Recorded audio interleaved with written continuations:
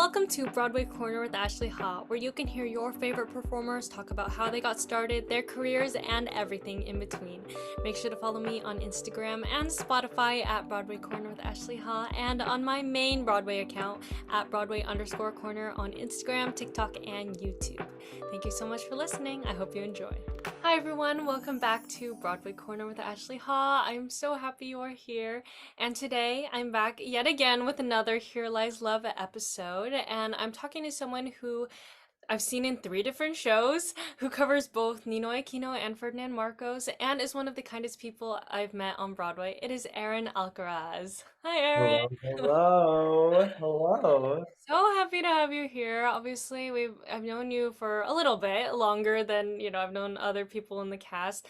But yeah, I'm so excited to get to talk to you about your journey and about Here Lies Love today. So for a little bio background, Aaron is an actor based in New York City and Los Angeles, and he has been seen on Broadway in Mean Girls as a swing and Kevin G understudy, Off-Broadway in Trevor the Musical as Jack, and the national tour of Rent as Angel, and in the LA production of Invincible as Mercutio. And film and TV credits include Trevor, the musical on Disney Plus, Law and Order, Organized Crime, and The Equalizer. Aaron is a graduate of Ithaca College, where he received his BFA in musical theater. And as an actor, Aaron loves to give his characters a voice so that their stories can be told. And his mix of an open-hearted and earnest storytelling with a quirky, eccentric, and I can't pronounce. Okay, that's too hard for me to say right now. Bring an endearing and relatable quality to his performance. Then Conrad Ricamora meets Maulik Pancholy, which I don't know if you wrote that before or That's after funny. you were in the show. Oh my gosh, that's funny that that's still up there Was that because when did you write that? I wrote that in the pandemic. I guess we're jumping right in. I took an acting class in the pandemic via Zoom with the Leslie Kahn studio in Los Angeles. Shout out to Leslie. Um, and whoever goes to the studio has to go through their like beginner classes first. Like there are a few classes you have to do before you can study just like in general scene study classes. And in the first one, they try to put in like things about like marketing yourself and all these things. And one of your assignments was to come up with a log line. And log lines are used a lot of the times when like people are selling scripts and stuff where they're like, oh yeah, my show is like think Friends meets The West Wing. Oh, that would be a really interesting show. But yeah, like it's a way to like put in people's mind like a specific image already, like right off the bat. And I've been a fan of Conrad since I was in college. And so yes, that has been my log line since the pandemic. And I that's so funny. I forgot that that was still up there. But yes, now I Yeah, work with him every day.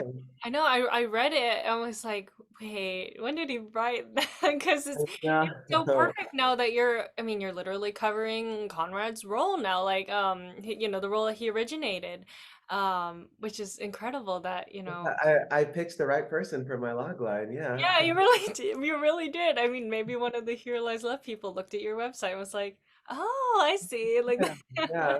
maybe in like in their heads they did that. Yeah. And anyway, he feels a responsibility as an artist to bring truth, joy, and life to every role, so that audiences can relate and see the world from a different perspective. Which honestly, I think is kind of the perfect way to talk about you, especially in Here Lies Love, because that is kind of what Here Lies Love does, is that, audiences, whether you're Filipino, non-Filipino, you see the world from a different perspective that maybe you didn't know before, and then, you learn more about it. Yeah. So yeah, hi Erin, it's awesome to see you again. How are you? I'm good. I'm good. It is a beautiful, when we're recording this, it's a beautiful Monday here in New York City. Um, yeah, it's a nice day off. I'm excited to get to talk to you. Yes, thank you so much. And just kind of getting right into it, like, can you talk about your background, kind of where you grew up, where you went to school, and how you discovered theater? Yeah. So I am born and raised in Los Angeles, California. And I was an only child, grew up with my parents in LA, and I grew up loving to sing. I always loved to sing, even when I was like a really, really little kid. Like even before I could talk, I was like singing gibberish. And my parents, I feel very lucky. My parents kind of recognized that I was so drawn to music from an early age. And so once I started getting a little older, like I took piano lessons, I like did a smattering of other instruments, but piano was the main one that stuck. I sang at church, I sang like in school choirs and talent shows and stuff like that. I knew that Broadway existed, but growing up in LA, it's not necessarily a theater town very much. So I knew that Broadway existed, but I grew up listening to like the radio and Whitney Houston and Celine Dion and like stuff like that.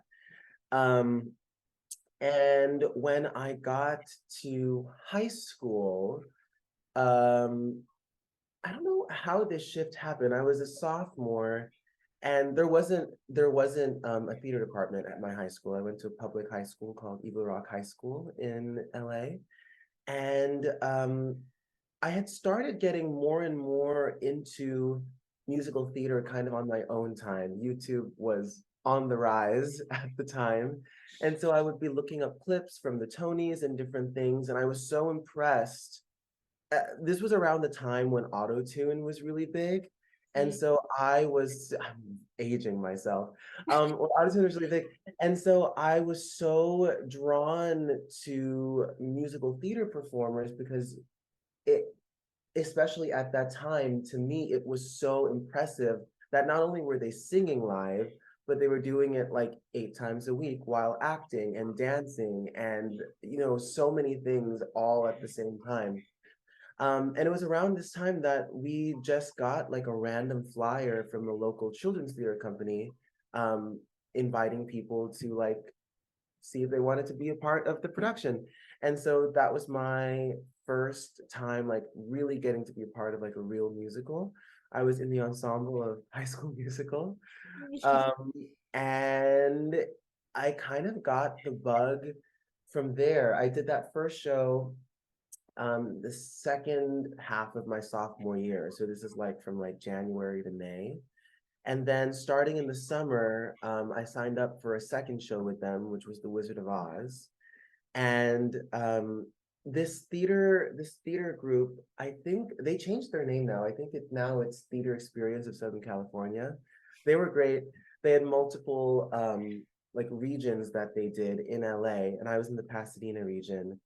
And they started this program called the Ambassador Program, which it allowed um, their um, their students to audition and be part of this kind of like smaller performance troupe where like other times during the week outside of your region's rehearsals, you'd come together and learn like group numbers, you'd have acting lessons, singing lessons, lessons about the business, and then we would also perform at different events around Southern California. And so I remember being really, really nervous and shy because I was actually a really, really shy kid and I had just started theater, but the director really saw something in me and encouraged me to audition, even though I'd already missed the deadline. I was too scared. And he was like, no, no, no, we're gonna have another audition. You're gonna audition, do it. And so I like found a random monologue on Google and like did it and sang, and I got in, which is very kind. And that's really where my understanding of what acting was began. And it was during that same summer when In the Heights, the first national tour, was touring around America. And they got to Los Angeles, and my director, after one of our rehearsals, was like, "Hey, everyone, just a PSA. In the Heights is in its last week here at the Pantages Theater. If you haven't seen it, you have to go. It's so good." And so I went home and convinced my parents to get a ticket. And so we went, and I remember we somehow got really great seats. I'm not quite sure how that happened. I remember I knew nothing about the show. And it was the first time where I was seeing a story centered around people who looked and sounded like me. And not only that, but the show itself, there isn't necessarily like a protagonist and an antagonist with like all these like super huge things happening that like move the plot forward just for moving the plot forward's sake. Like it was like a snapshot of life at these real people living in Washington Heights. And it just felt so real and accessible and relatable to me. I left that theater mind blown. And it was that night I got back home and I told my parents that I wanted to pursue theater and acting for a living. It literally was the night that I got back from in the Heights. And we just talked about Conrad, but my Nina was Miss Ariel Jacobs. And I remember thinking that she was incredible. And I've already fangirled to her now that I work with her at Here Lies Love. But it was just so full circle for me because that show really did change my life because that's what made me want to do this professionally. Um, and so then I started looking into colleges, and up until that point, I was gonna be like a doctor. So I really No, didn't, same, literally same. yeah. And like I don't know your background when it comes to like getting into theater, but because I did children's theater and my high school didn't have a theater program, I didn't necessarily have people to ask about like how do I apply for colleges? What are all these things? And so I did my best, but like there are school like I missed pre-screens because I didn't know they were a thing. Like all of these things that like took some schools out of the running. But I ended up getting into Ithaca College, which had ended up being my first choice anyways, because I had toured the campus the summer before my senior year of high school and loved it. Ithaca is beautiful, or Ithaca is gorgeous for anyone out there who knows that pun. Um, but I loved it so much. The people I met there during my tour were so kind. I loved that they advertised themselves as a program that put acting first. Like, yes, you have to sing, yes, you have to dance, but like it all comes down to acting at the center of it. And so that's what really drew me to them. And I also was and still am a fan of like Jeremy Jordan and Aaron Tveit and Ben Fankhauser, and they all had gone to Ithaca. So I went there for 4 years, and it was wonderful and very challenging. And a lot of my closest friends that I still have, I met during those 4 years. And yeah, and then I went off to work from there. Yeah. Oh my gosh, That that's was a long, that was a long story. but yeah, so it's so nice hearing about your journey from shifting from maybe medical to which is I think what a lot of us do. I know when I was Yeah, my dad's a doctor, so I was like, my I want mom's to a, be a yeah, my doctor. mom's a nurse, so like Yeah, yeah. so it's just like you think you're on that path and then you kind of shift a little bit. And like I mean technically for me one of that show that like you saw and then you're like okay maybe turned you into fan or turned you but I think when I started getting into like really performing it was like Mean Girls that was like one of Yes, my yes, shows which you were yeah.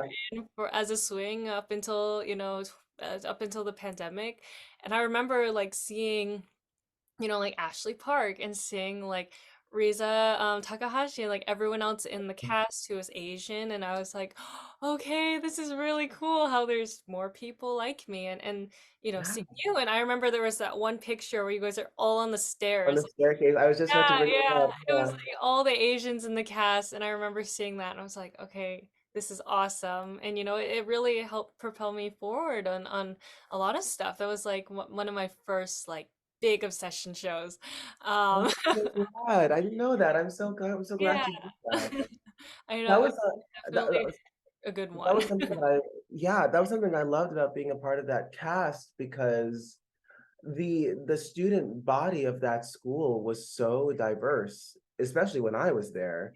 And I remember that was my Broadway debut, so walking in and feeling like I wasn't like an other in the space was so encouraging to me, and it made it less scary and less daunting. Mhm. And it also made me proud to be a part of the show too. Yeah, I'm Yeah, so glad that that was that for you. I didn't know that. yeah, it definitely was. I was obsessed with Mean Girls, as many people my age were at the time. But I mean, I know I see pictures where you still wear like your robe that you have. I It's do, the I Mean do. Girls That's my robe. robe at my current theater. Yeah. And just like, that was I mean when I first got introduced to you and who you were as a performer, and then saw you in Invincible here, in LA, and then just seeing you go from there to like Here Lies Love now. It's like that is just so cool to see when you can follow, performer through their career is definitely something that I love. I love seeing just you succeed and you shine really doing what you love so much. And since this is your first time being in Here Lies Love, like how did you get involved? What was your audition process like? Like when did that all start for you? Yeah. So I didn't get to see it when it was off Broadway at all, because I was still in college when that was happening. And I'd heard about it. And I knew loosely that it was about Imelda Marcos, but I didn't know anything else. Um, and so then the years pass and I graduate and I'm working and the pandemic happens. And I think it was while I was in LA for Invincible, actually, when I don't not to get him in trouble if this would even get him in trouble, but there was one I followed Conrad because again I've been a fan of his for years, and he posted a story on Instagram in front of the Broadway theater. Like it was a selfie in front of the Broadway theater. And he just wrote like home. And then the music that was playing in the story was Here Lies Love. And I was like, is this an unofficial announcement? Is the show coming to Broadway?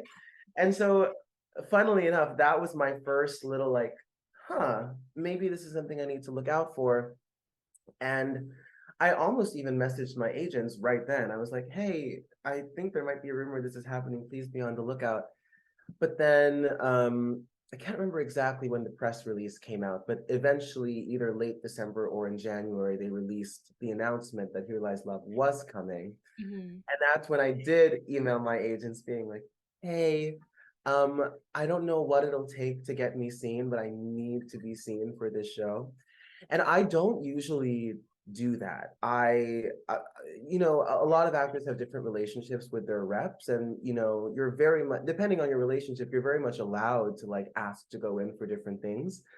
I try to trust that they're already doing all they can and they know the things I should go in for and that they have my best interests in mind.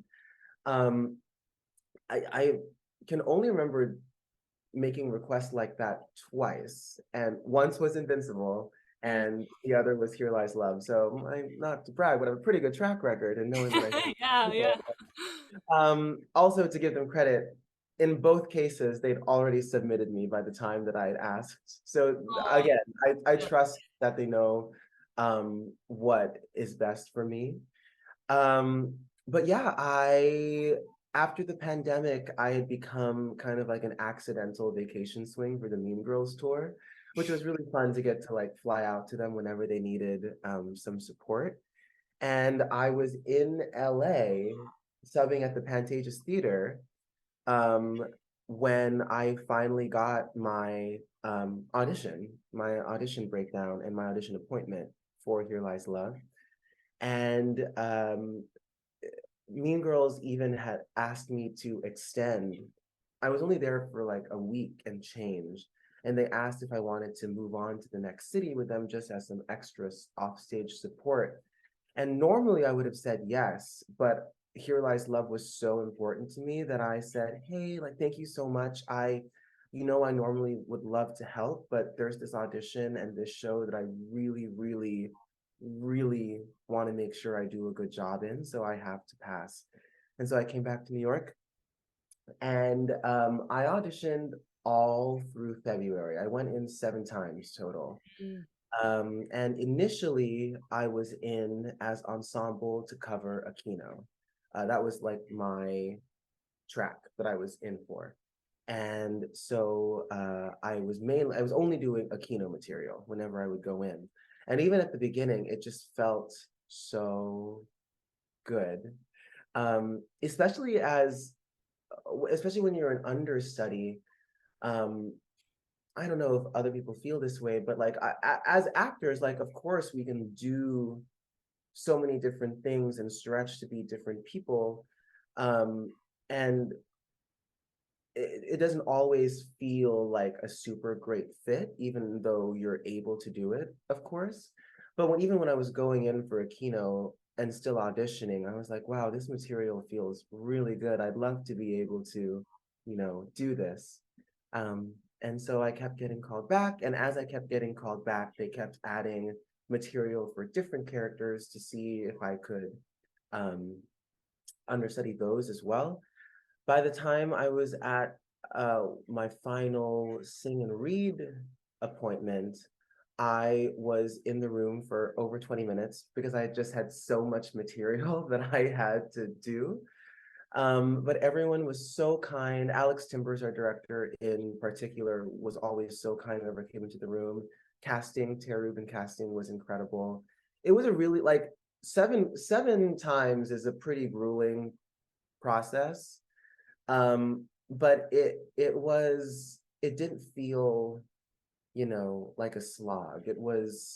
They really made that process, in my opinion, feel very welcoming. And I just, it was already a great experience in the audition. I was like, I really need to get this. And then I waited about a week. And I remember the day before I got my call, they announced that Lea Salonga was going to be a special guest star in the cast. And again, well, maybe not again, I haven't said this yet. I've loved Leia since I was a kid. Like there are videos of me as a kid singing along to Leia Salonga. And Oh, I've never gotten to meet her. I'd never seen her in anything. Um, I'd never been in the same room as her. Like I've just always been such a fan.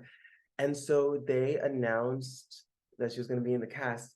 And I saw that, and I remember taking a screenshot of the Instagram post and texting my friends and saying, if I don't get this show, yes, I'll be disappointed, but what will break me is not having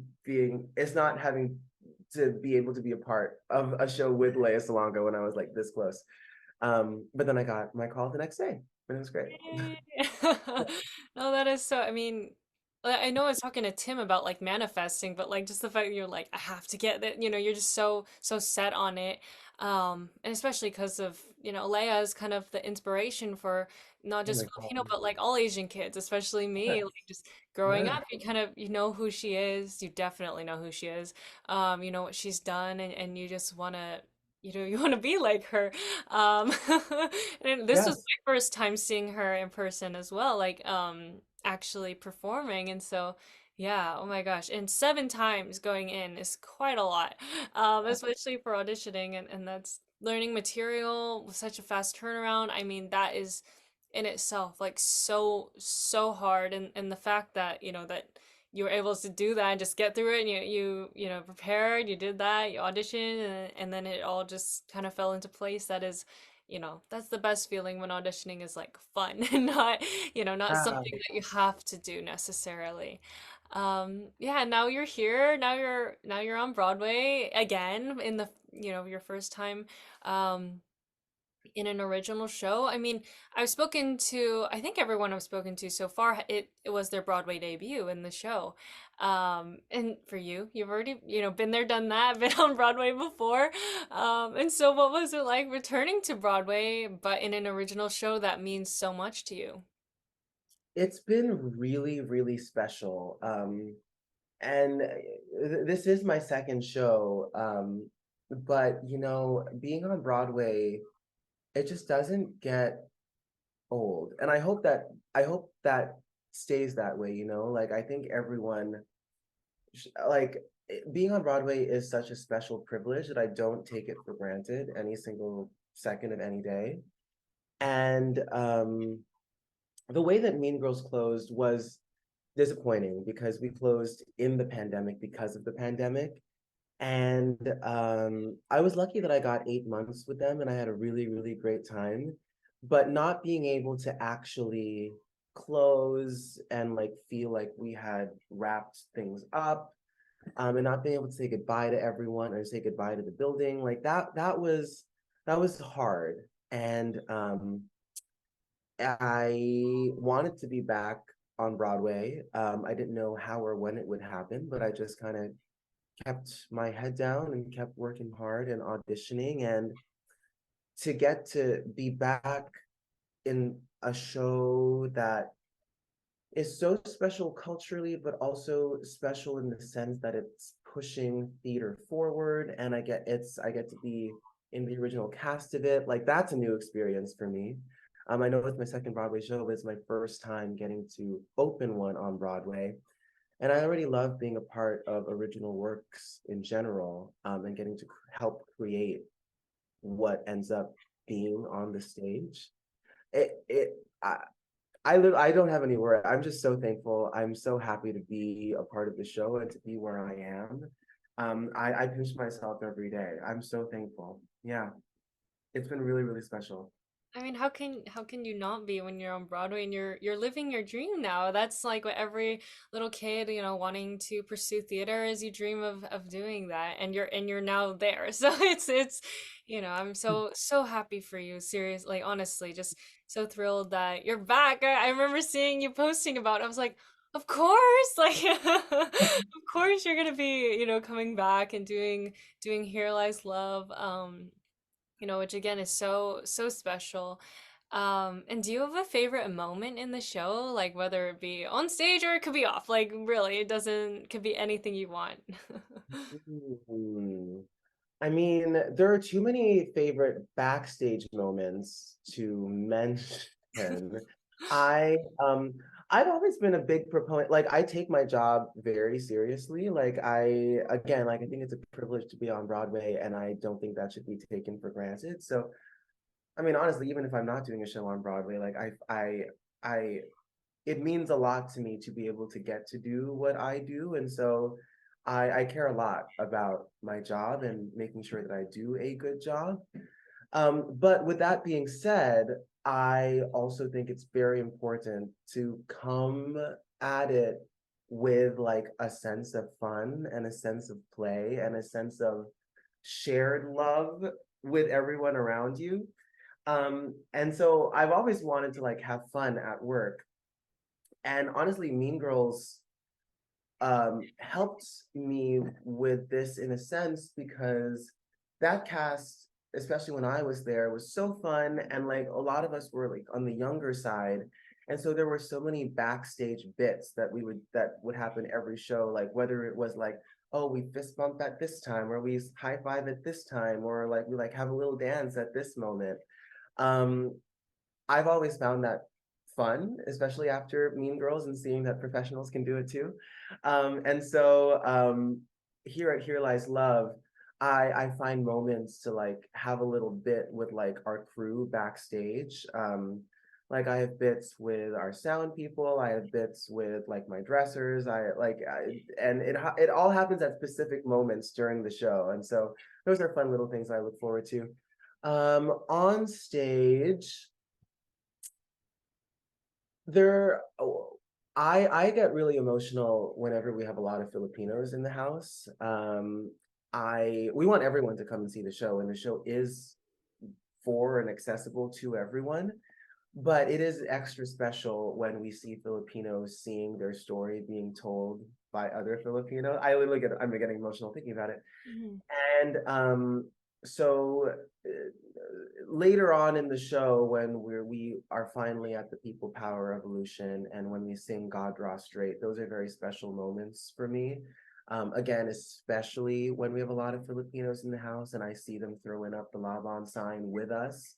Mhm. Ah, my God, it like literally like that's when I like get so extra thankful that I get to do what I get to do. Um, but just another like fun moment is I'm off stage at this point getting ready to enter, but we have a song called Poor Me in the show. And it's a little after halfway. And Imelda is confronting her husband, Marcos, and she says some lines in Tagalog. Yes. And And I mean, I feel like with the way that she says them, you can kind of get a sense that they're insults. And so, like, people can follow along no matter what.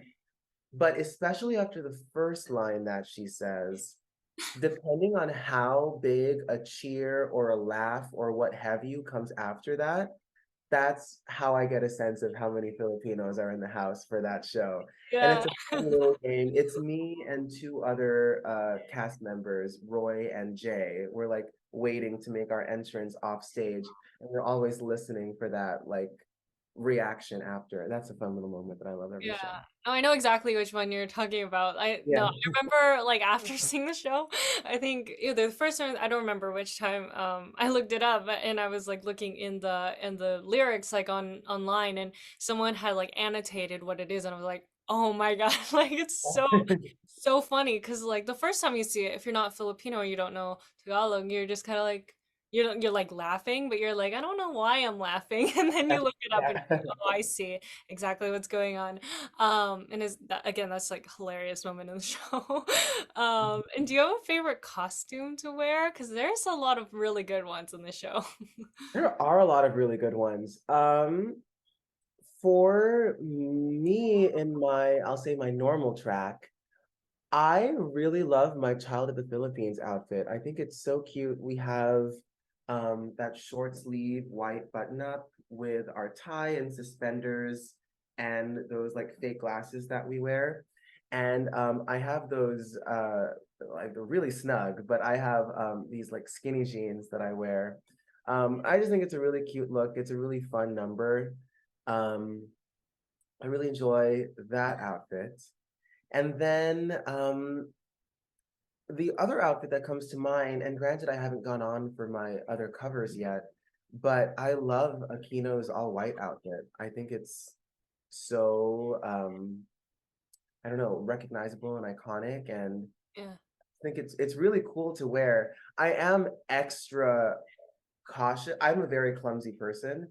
And so, especially when I've been on for a keynote, I know you'll see anything that gets on that white suit. Like you'll be like, oh, he like spilled on himself. So I'm extra careful whenever I'm wearing that white suit. I'm like tiptoeing around backstage.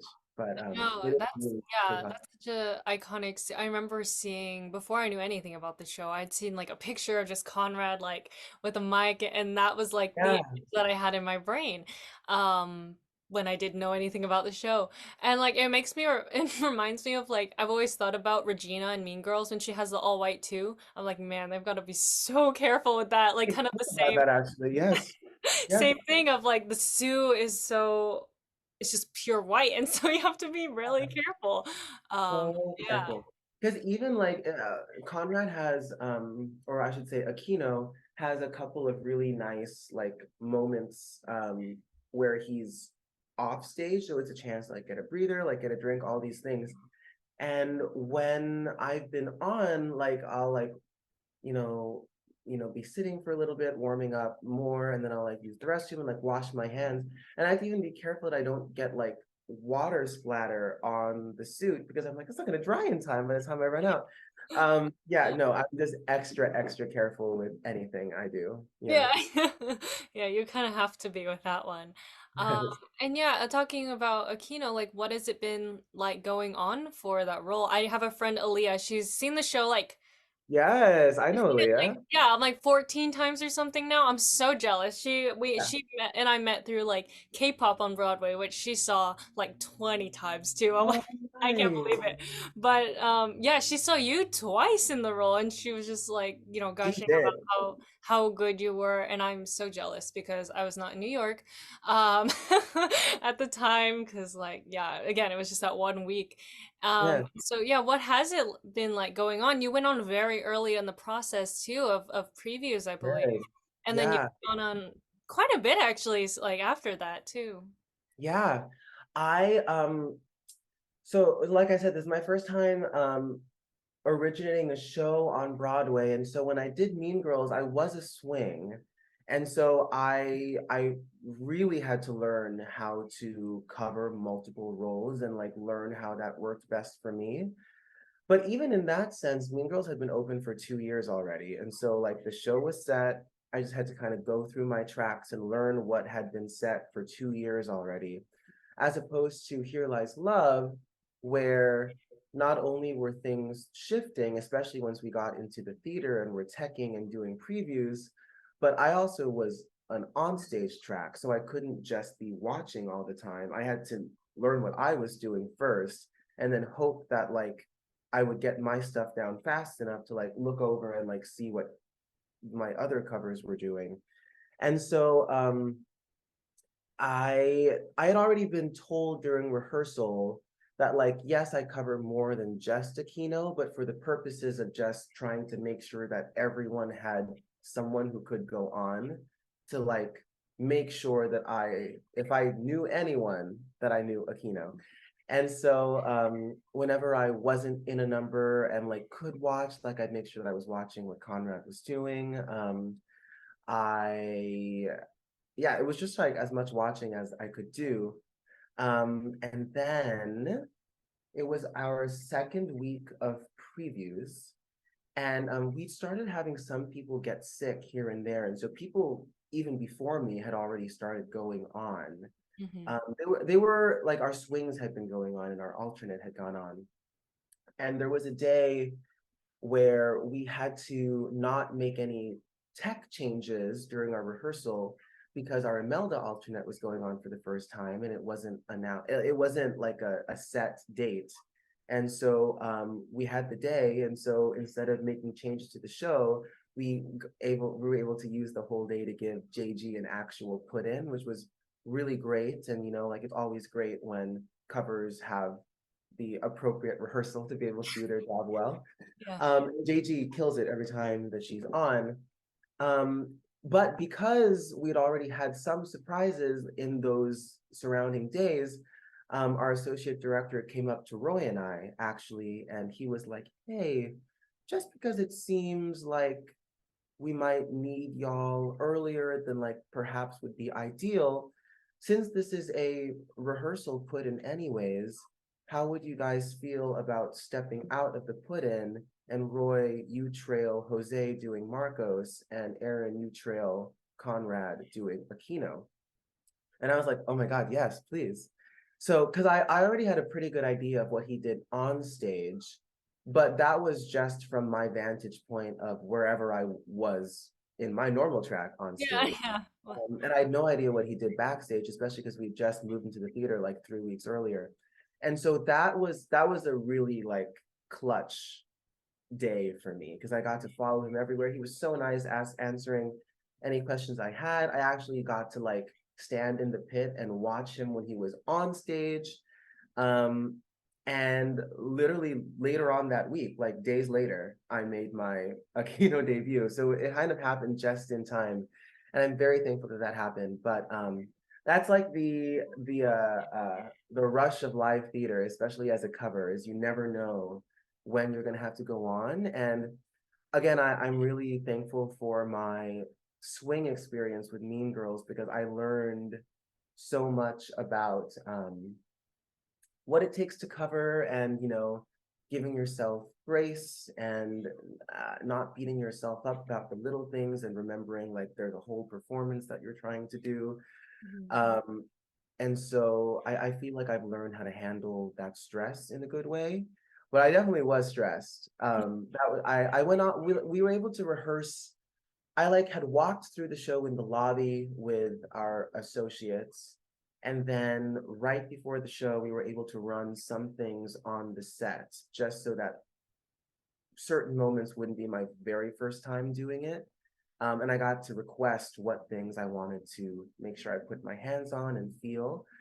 But then, other than that, my first time ever doing the track was in front of a full house of people.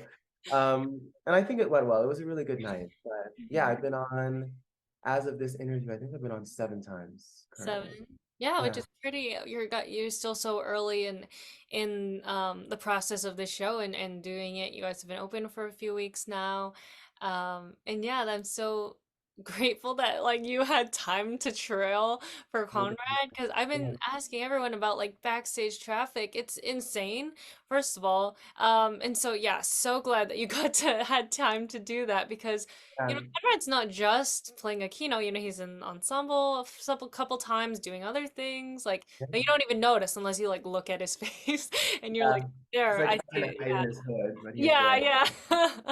yeah. Because I couldn't see that when I was in the rear mez. I could only see that obviously when I was on the floor, and I was like, "Oh, I see what he's doing when he's not on." And yeah, it's like all those little moments that you don't even notice that he's in Yeah, the cast and doing all that stuff. So, yeah. And what has it been like telling his story? Because Aquino is a very important figure in Filipino history. yeah. And I think that I saw one of the family members of Aquino got to see the show, and you were on for that track at that Yeah. time. So, what was it like telling his story, especially with family members of his present? Yeah, that was really special. Anytime I get to go on for a keynote, it's an extra special and emotional show for me. Like you said, he is a hugely respected and hugely inspirational figure in Philippine history. And like our show kind of goes through the story of the rise and fall of the Marcoses, but really it's a story of the Filipino people, and that's why we end with the people power revolution and how like the Filipinos, um, you know, take back their country basically. And this is history, so like not really a spoiler, but Aquino was a huge contributing factor to all of that happening. And so I always take it really, really seriously, especially he has a lot of speeches that he gives. Mm-hmm. And all of those speeches are so charged for me because he, as an audience member, the audience is supposed to simulate being the Filipino people Yeah. experiencing, like kind of loving the Marcoses at first. And then as more of their atrocities start to come out, you're like, what? Wait, what? Like, you literally, like, you get more and more horrified as the show goes on. And just like in real life, like the character of Aquino in the midst of this is the one who's saying, like, no, no, like, I know that all of these shiny things are happening, but all of these other things are actually happening. So those speeches are always very important to me and very charged, because I feel like it's really important that in the midst of everything that's happening, that the audience actually hears these words and starts to realize, oh, wait a second, like, wait, like I didn't realize, wait, you know what I mean? Yeah. Yeah. Um, yes, his name is Patrick. Patrick Aquino came to see the show, and I didn't know he was going to be there. I just finished two shows as, as Aquino, and I was signing at the stage door after the second show, and I got to him, and he was kind of visibly emotional, and he was like, "Hi, I'm actually a descendant of Ninoy Aquino, and I just wanted to thank you for your portrayal." And then I got emotional. And we took a picture together, and we still message here and there. He's so sweet. Hmm. He said that he told his dad about the show, and that he told him how much he loved it and how much we do our best to really honor the memory of Ninoy. And yeah, that was a really special moment. And really special because, again, that was a day where I found out that morning that I was going on. That wasn't planned. So the fact that I got to do it for him was really, really special for me. Yeah. No, that role is just it's definitely a tough role because you're going through his whole life pretty much and I remember seeing the Fabulous one the first time with Conrad and just being so blown away by that song in particular because it really is just pointing out all of those things that Imelda's doing and then you're at the end you're all chanting rise up with him and like pretty much yeah it does emulate the Filipino people at the time. I remember being on the floor, that's what you really it's so evident how what you're supposed to feel and I know some people are a little confused on who to root for or what they're trying to think, but I think that's kind of like the beauty of the show is that they were so the the Filipino Yeah, people, they were like, who are we gonna, root for and yeah. support and politically and whether it be Aquino or Marcos, like, it's your choice. And I remember especially seeing riots and bombs. I remember the first like seeing it on the floor. Um, it was really overwhelming because it's like you can't see anything too because there's like all this smoke coming at you and it's just chaos pretty much as if you were in that situation. Um, Mm. and just the fact that they are able to do that with the show and kind of show you what it would have been like back then a little bit. um it's just so powerful, and then you see a Kino story and most everyone kind of knows what's going to happen. You have that hope that it's not going to, but then Yeah. it does, and then it's just that shock, and then Leia comes out and sings "Just Ask the Flowers." It's just like an emotional roller coaster, really, of a show. You think of most people Yeah. think see Here Lies Love as like a disco and a fun like dance party, but there is so much heart in the show, and I think that's what I really love about it, and what I take from it. And so, what do you hope that audiences will take home with them and learn from Here Lies Love? It's that. It's basically what you said. Our director likes to call our show a Trojan horse, where you come for the party, and definitely the party is a big part of it, like symbolically, because like Imelda Marcos used to love going to discos and all that stuff. So there's that element. But also, like, joy is so ingrained in Filipino people. Like it, like I don't know how else to describe it. Like Filipino joy is such a thing.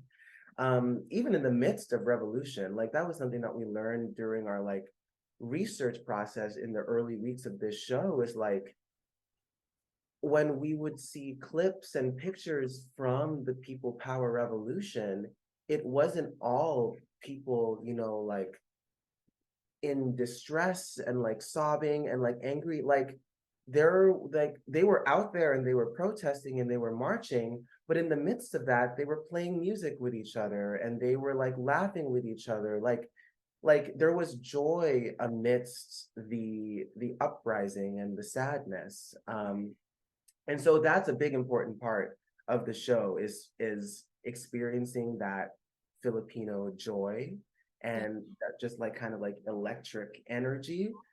Um, but what we're hoping that people take away from the show is, the heart that lies underneath it all, and the resilience of the Filipino people and the power of the people in general. We say this at the end, but democracy really is a fragile thing, and especially in an age where media is so easily manipulated in order to show or not show certain things. Like that was something that the Marcoses used back when they were in power and running for power. It was the way they presented themselves in campaigns and like all these things. Like they put out, like propaganda films about themselves. They like changed their backstories. Like that Yeah. was what they fed. Like they fed disinformation into the public. And that was before like Instagram and Twitter, and now it's so easy for it's easier for real information to hopefully be, uplifted, but just as easy for disinformation to be spread in this day and age.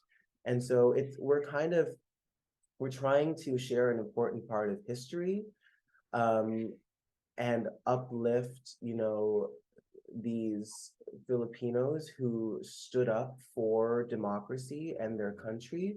But it is also a cautionary tale moving forward of, what um, what are the threats that are still posed to democracies all over the world. And like just because someone might seem like this like shiny thing that you're like, oh my gosh, like they're so great, it doesn't necessarily mean that that's the full picture. Mm-hmm. Yeah. Yeah, especially with, mentioned in the show how Imelda Marcos' son is literally the president right now, Yeah. and how that has changed because at first, Cory Aquino is president, and I believe their son too, and then Mhm. now it's like going back to the Marcos regime. It's kind of something I think David Byrne was talking about how it's much more impactful now too because of that, because the time that it originally was produced, it was, with different people in power. Yeah. Um, and what that means too to everyone who is going to be And seeing it. Just and knowing. and yeah, and there's that aspect of it as well, but like even this isn't explicitly stated in our show, but towards the end of the Marcoses being in power, they held a snap election, and Ferdinand did not want to accept that he had lost, and Yeah. he like just said, "No, I'm still the president," and he had his own little inauguration and stuff, Yeah. and like especially now in 2023, like someone not wanting to accept the results of a democratic election feels unfortunately very familiar. Like that's still happening today. Um, and not just, in other countries away from here where we're doing the show on Broadway, like it it unfortunately still feels very present and a very real thing that's still happening in democracies all over the world. Yeah. Um, so yeah, like I said, like it is a party and we want people to leave, you know, still feeling hopeful and uplifted and that they had a good time. But we also want to make sure they don't miss all the other things that we're trying to say underneath that Yeah. part of this as well. Yeah, definitely. I know I didn't really know much about the show. I read all the history before seeing it, which I think helped too. But again, I didn't really get what the show is about yet until I saw it. And so it's kind of a thing where you have to see it to know it, and to understand Yeah. it. And so Yeah. that's why my hope. I mean, you guys have been selling out too, which is really great. Oh, thank goodness. And just being able to share it with so many people and Yeah. on one of the biggest stages in the world, Broadway, being able to share your experience and your culture's experience about um, really about history and what you're trying to prove so that we don't do it again, so that we don't Yeah. repeat it. I loved what you said about it. It is something that needs to be seen because there is an off-Broadway cast recording, and I don't know this. Hopefully, there will be a Broadway cast recording I as know, well. I'm really hoping. I would love that. Yeah, But even with that, like again, because of the really like genius minds behind this show and putting the show together, as well as how the like topic of disinformation is such a big part of the show as well. Um, that's why I say like the show needs to be seen because a character could be singing something, but the way that we stage it and the way that we have different graphics up actually point to what they're actually saying slash what is actually happening, if that makes yeah, sense. What the literal words being sung aren't always the real story when it comes to our show, which is purposely done. And I think it's really cool to be a part of something like this because it really does feel like a new piece of art that's happening. And I feel like for any sort of theater nerd, like to be a part of something like this is like crazy because like I went to college and like learned about all these like classic shows and like classic like show format and all these things. And then to be a part of something on Broadway, which is like one of the most commercial theater places in the world, and to be able to do something that is so not the norm is so cool. mhm, Yeah. yeah. So But again, it needs to be seen. Yeah. Yeah, no, it's again like what you were talking about. I've obviously been listening to the cast recording a lot, just because I'm so thankful for that too, that there is a recording of it. But you listen to it, you miss so much than that we would have seen. Obviously, because I've seen it, I get it. I know what is supposed to be happening. But to anyone who might want to get into it, it's a little bit harder. Like with Hamilton, you hear it, it's kind of exactly what you get everything from from those songs specifically. But with Here Lies Love, it's so different than what you would even think or what you would even do with that song if you were just trying to imagine it. Like Hamilton, you imagine it and you're like, okay, this is exactly what I was thinking of. And then Here Mhm. Lies Love, you try to imagine it, you're like, this is so different than what I was even expecting. Um, Within a show just because of the complexity and really everything that comes with that. um yeah, again, it's such an innovative piece of theater, and it's breaking barriers and with casting, with but also just in Broadway history, because there's nothing like this ever ever being seen, and with an all Filipino cast, it makes it even more important. So what does it mean for you to be finally playing a Filipino in Here Lies Love? Because I believe you've never done that before Oh, in your career, yeah. yeah. I feel like it's most of us in the cast would say that probably. Um, it's so special because things are different now than when they were when I was growing up and even when I was in theater school. And like back then, it was like oh, you're so ethnically ambiguous. That's amazing. And like, sure, at the time it was like, yeah, I guess I could get a job playing people that like I have no cultural like association with.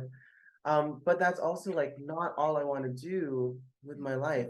And I remember like being in college, and I had some moments where I was like, it was a very existential crisis for me, because I was like, I don't want to spend my career like only doing productions of like Miss Saigon or The King and I or Flower Drum Song. Not that there's anything wrong with being a part of those shows. It's just that I didn't want that to only be my career. Like I was like, I don't want Asians to only have to be in Asian shows, and not even just in Asian shows, but like playing a different Asian. You know what I mean? Yeah. Like for so long, that was kind of like the box that we were put in. And thankfully, like things have progressed since then, although of course, like always with, further to go.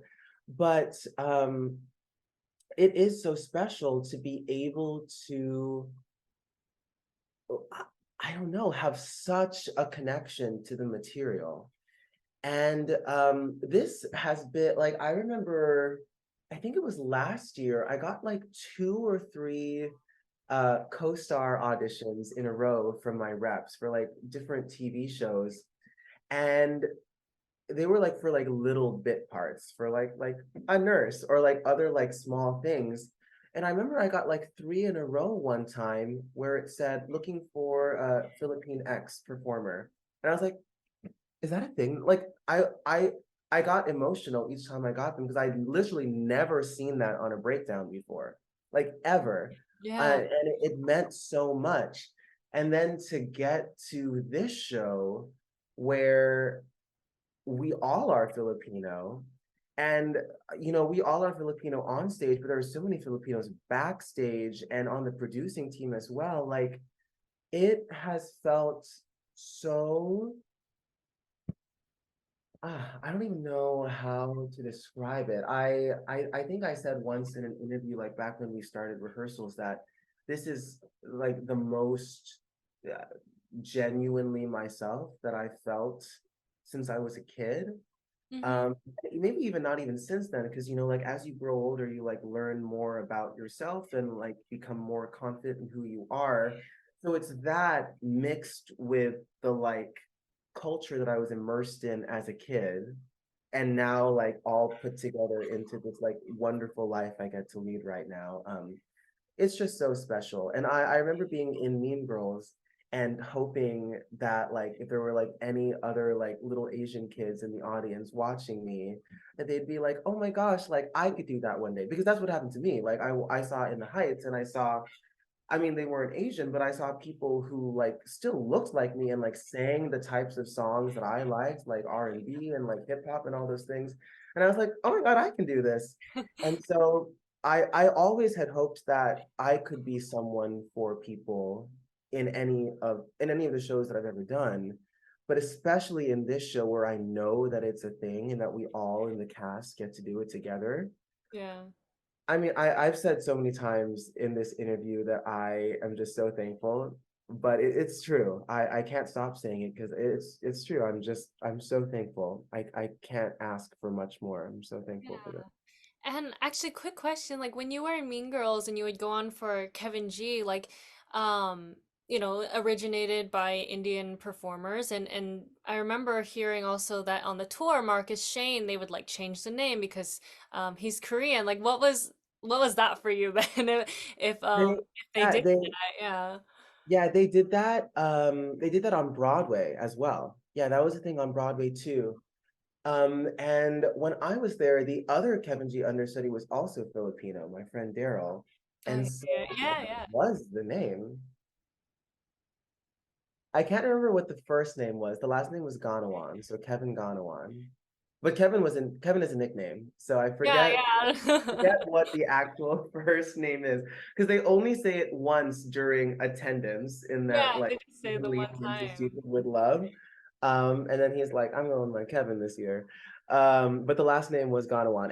So it would depend on who was going on, which was very like that was I thought that was great that they Yeah. did. Yeah. It was also for Cheech, it was very important for him to be like an actual person who was Indian who was actually like portraying Kevin G. And so it was really cool for the rest of us as well that we didn't have to like pretend to be that whenever we were covering him. Yeah, and that's so Um, important. And I remember hearing Marcus Shane talk about that and how they changed the name to be Korean, and I was like, I yeah. had no idea because I'd only seen Cheech in anyway, but and so Yeah, like that, I was never on tour when Marcus went on, so I don't know what his last name was, but yeah, we each had one. yeah, no, that is so special too to like have your first, Broadway experience be where you don't have to like push yourself into something that you're not. I mean, I know for me it's kind of that same thing of like I'm Taiwanese. What am I gonna do? Like, there's not anything for me specifically, really. Yeah, and hopefully there will be, but like that's how Yeah, I feel as a Filipino. It's like yeah, we spent so much time like because like no one really could like unless people like knew Filipinos, like if you saw us, you probably wouldn't know that we were Filipino necessarily. And so like we so much of us spent our careers playing other ethnicities yeah, um because there was nothing for us. And that's what makes this even more special. yeah. I know so many of the cast has done, big productions too of like The King and I, even Jose and Conrad, too, and like Miss Saigon, and being able to see you all do your own stories now is Um, just so incredible. Um, and a fun question: do you have a favorite Filipino food currently? Because there are so many good ones. I mean, I grew up eating Filipino food, um, just for fun, just with like our family friends and things like that. And right now, I love like the grilled pork belly. Like that is my mm, favorite thing. And the other day I was at a market trying to get pork belly and they were like, "We're out." And I was like, "Are like, you kidding no, me?" And so, I got pork ribs and that was so good, but I was wondering what is your favorite currently? Just because it's so hard to choose. there are so many things because Filipinos love to cook and love to eat and love to like have people eat. Like it's Yeah. very much a thing. Um, yes, I my favorite thing. Do you know what ube is? Yeah. Yeah. Yeah, I love ube. And it's I literally have some in my fridge. Like I said, my mom visited like 2 weeks ago, and we have it's like a ube bread where Mm. pandesal is a type of like Filipino dinner roll, I guess you could Yeah. say. Is it Um, the thing with the cheese on it? No. I forgot. no, that's something That's else. something else. I know I've had that and there's ube of that too, but Yes, pandesal is just like the type of bread, but they make it or a type of it with like an ube filling in the center. And I love those. Because it's I mean, why wouldn't you? It's I love peanut butter and like I love having a PB&J. And so this kind of has like a similar consistency, but it's ube. So it's like I'm eating like Mhm. like ube sandwich, and it's Oh, amazing. oh, that's so great. I mean, I saw yesterday someone sent you guys food. Um, Yeah, like just for just like a fan sending you all food to eat before so the kind, show. yes. And a PSA to anyone who watches this, like you don't have to like send us lavish gifts like that, even though we'd be so thankful. But yes, that was so kind. And I think he had seen the show Saturday, and then he came back Sunday night. And like when I was at the stage tour, he's like, I'm the one who sent the food. And I was like, give me a hug. Like I was so thankful. We were also thankful. But yeah, I've worked in two little bathroom breaks for myself in the show. And if you see the show, you know how big a feat that is because we're running the entire time. We don't stop. So I Yeah. worked in two for myself because I'm have to use the restroom. Um, but for my second one, I like go all the way back up to my dressing room, and the our offstage covers were like laying out the food because it had already arrived, and it was like I think pancit palabok and some lumpia and then a full like lechon, which is like a roasted pig. Yeah, yeah. Like hello, we were shocked. And then I of course still had half of the show to finish, so I was You're extra just thinking starving. Like about it the whole show. yeah, I'd like seen all the food, I'd smelled all the food. I didn't have time to like even like get a taste because I had to like run back down. But yeah, that was very kind. Yeah. Yeah. No, I was actually just telling Moses, I was like, someone has got to get a lechon inside of the Broadway theater.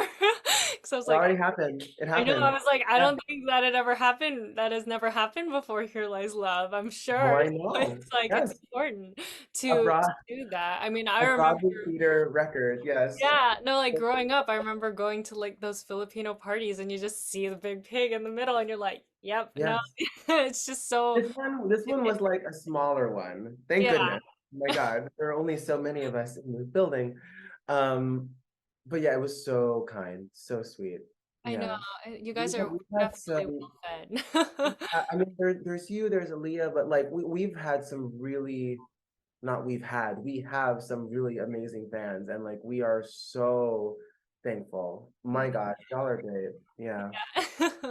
No, I mean, the show is just, it brings people in. It's kind of how you feel when Filipino people kind of take care of you. It's like you feel taken care of and like you're Yeah. a part of something. Um, It's the Filipino joy I was talking about. yeah. We want the audience to feel that, because it's genuine from Mhm. us. So yeah, Yeah, definitely. And how has your like relationship with your culture changed since being in Here Lies Love? Whether you had a strong relationship with it before or not, like just what was that journey for you finally, just being around Filipino people all the time because that doesn't yeah, usually happen unless it's like family. yes, yeah, and that's what made it mainly it was for me growing up. So I am first generation American. Both of my parents immigrated from the Philippines. And I was lucky enough that I grew up with a good amount of family members on both sides of my family. So I had Filipinos everywhere when I was growing up. Yeah. And I grew up in Los Angeles where there are already a lot of Filipinos as well. And so that was a big part of my life. But even with that being said, again, I was an only child and first generation American. So when I finally got to school, I spoke both Tagalog and English at home, and honestly, more Tagalog even. So when I got to school, I had an accent, even though I was born here. And I felt like I knew more Tagalog words than I knew English words, and I got made fun of for my accent. And so, especially, I mentioned earlier that I was a very shy kid. I I stopped speaking Tagalog cold turkey. I was like, I have to go to school. I don't want to get made fun of. I I'm just gonna speak English. I'm American. Like I'm like literally like it was so important for me to fit in. Mhm. And that kind of continued as I like went through growing up. And as I became an adult, I had more of an appreciation for my culture. But by that point, like I still can understand Tagalog pretty fluently, not as well as I could when I was like around it all the time growing up. Hmm. But I can't really speak it anymore, which is unfortunate. It's because especially when I went away to college, like the, I would not usually be around Filipinos anywhere. But being a part of this cast has been wonderful because it's felt like a I don't know, like a reawakening of my culture inside of me. Um, I like we all did our like history learning and research as a part of the show, but I know that myself and like a lot of others of us have like done our own like research on our own outside of the show. We've like been talking to our parents more about our culture. Um, a lot of us either speak Tagalog in the theater or like throw it into conversation here and there. Or at least the very least, like we hear other people talking it. Like it it it feels like being like wrapped up in my culture again, like I was when I was a kid. And there are jokes that we make that I have to stop myself sometimes from making outside of the theater because I'm like, oh yeah, that's like kind of like a specific Filipino thing. You wouldn't get it. But it's just so it's so cool. It's not something that I thought that I would be able to embrace as much as I have again in my adult life, even though it's something that I've wanted to do more recently. I just never had the space to do it, and now I do. It's been wonderful. Yeah, no, that is so so great. I know I've been trying to like do that too of just trying to be more immersed in my culture because I don't speak Mandarin. I wish I did. I never went to like Chinese school as a kid. And at first I was like so happy. I was like, oh, I don't have to go. But because other people did. But now I'm like, oh my gosh, I wish I had, or I wish I had that foundation of Yeah. language because it would have been, easier to communicate with some family members. Most of my family members are from born and raised here, but of just that depth that you can't have unless you know the language, of just really knowing what it means to be, you're said the culture and said ethnicity. It's like language is such a thing too of it's cool that Tagalog is being spoken all the time and on Broadway. Like just the Yeah. fact that that's being done, like that's such a little, you would think it's more of a little thing, but it's like it's so major in that usually people wouldn't have the space or the ability to do that in different companies unless everyone was Filipino. Um, and just the difference in that and yeah, just the uniqueness in it too. Yeah, Um, it's so unique. And to yeah. get to do it like not even in just like a um what's the word I'm looking for? Not even in just a like leisurely activity kind of way. Like I get to go to work and feel so culturally seen. It's wonderful. Yeah. And I know how rare that is, so I don't take it for granted. Yeah, yeah. And what is, if you have advice that you would say to young Filipino people or just Asian people in general, young kids who want to pursue performing, like what is your advice to them? Oh my gosh. Um, I think the main thing that comes to mind is that it is possible and you can do it. Um, I feel like I guess I can speak for myself. Like growing up as a young Filipino Asian kid, like so much of my identity was wrapped in you know um, doing well in school and in all these like stereotypes that I felt like um, put me and my future in like a box or like on a certain track of like, oh, like this is what like I'm supposed to do type of thing. Um, and I'm so happy that I had parents who were open to me not having to do that. I had mentioned that my mom's a nurse and she loves her job. And I grew up with her coming home and just like regaling anyone who would listen about like how her shift was. And I grew up watching watching someone do something they loved so much for a living. And that was part of the reason why I decided to take a chance on acting and performing is like, well, like I know I could pick something that is probably more stable and like probably has more opportunities for me and all these things, but I want to do something that I'm that passionate about and that I love that much. And I'm so thankful that I mean, it took a little bit of convincing, but I'm so thankful that eventually my parents were like, sure, like, let's go for it. Yeah. And so for any other young Asian person who's maybe going through the same dilemma or the same choice of like, do I do something that's expected of me and that's perhaps safer, or do I do something that I know I enjoy, that I know I'm good at, that I know brings me joy?